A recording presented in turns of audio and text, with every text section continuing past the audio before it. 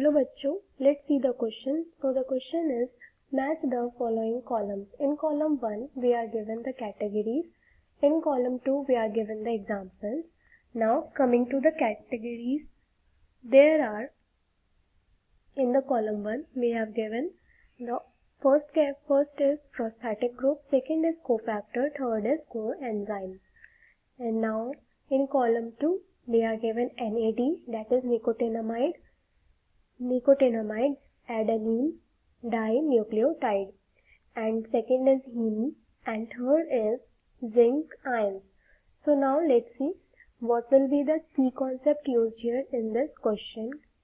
So first of all, the key concept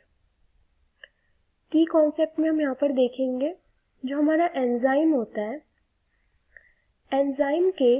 enzyme हमारा दो part से बना होता है. इसमें हमको दो पार्ट देखने को मिलते हैं. एक होता है एपोएंजाइम वाला पार्ट.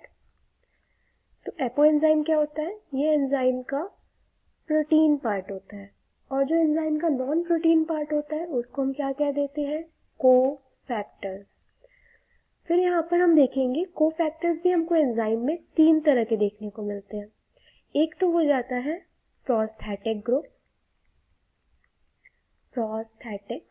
ग्रुप. नेक्स्ट हमको देखने को मिलता है मेटल आयंस.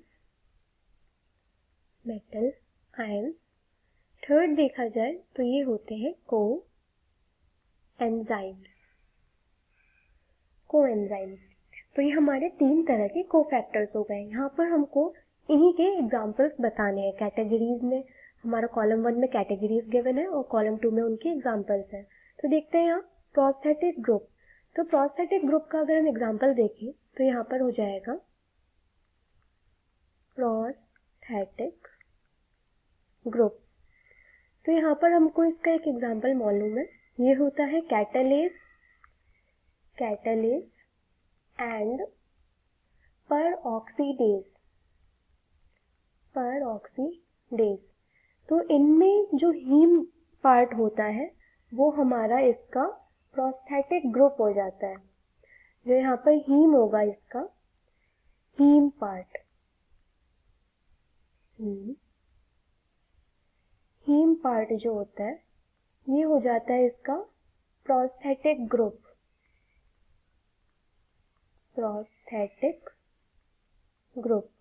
किसका प्रोस्थेटिक ग्रुप? ये इस एंजाइम का प्रोस्थेटिक ग्रुप हो गया. और ये एंजाइम क्या कैटालाइज करता है? ये रिएक्शन कैटालाइज करता है हाइड्रोजन पेरोक्साइड का ब्रेकडाउन वाटर में और ऑक्सीजन में. वो ये वाला एंजाइम परऑक्सीडेज कैटालाइज करता है. ये hydrogen peroxide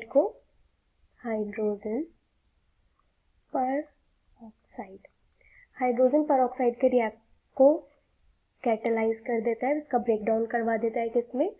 water plus oxygen. और इनका हीम पार्ट जो होता है वो हो जाएगा प्रोस्थेटिक ग्रुप. नेक्स्ट हम देखेंगे इसमें हमको क्या गिवन था? कोफैक्टर्स. तो कोफैक्टर्स तो हमने यहाँ पर देखा. बाकी जो भी कोफैक्टर्स होते हैं, prosthetic group, metal ion, coenzymes, ये सारे हमारे कोफैक्टर्स होते हैं. नेक्स्ट इसमें देखेंगे कोएंजाइम्स. तो कोएंजाइम्स जो होता है, कोएंजाइम के एग्जाम्पल हमको यहाँ पर देखने को मिलते हैं. ये हो जाएगा NAD, that is nicotinamide adenine dinucleotide. तो यहाँ पर देखेंगे इसको, ये आ जाएगा कोएंजाइम्स में. कोएंजाइम्स के एग्जाम्पल हो जाएंगे हमारे NAD. NAD का फुल फॉर्म क्या है? निकोटिनामाइड एडेनिन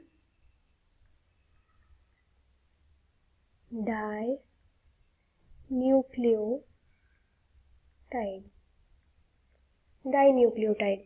ये हमारा कोएंजाइम किसका होता है? ये कोएंजाइम होता है विटामिन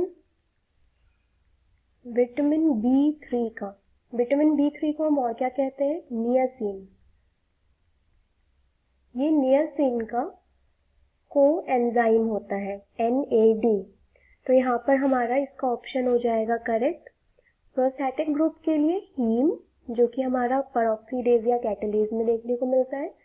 कोफैक्टर्स के लिए हम कोफैक्टर्स यहाँ पर जिंक आयंस को ले सकते हैं। जिंक आयंस यहाँ पर मेटल आयंस में आ जाते हैं, मेटल आयंस में, जो कि जिंक आयन कोफैक्टर होता है किसका, ये होता है कोफैक्टर जिंक आयंस।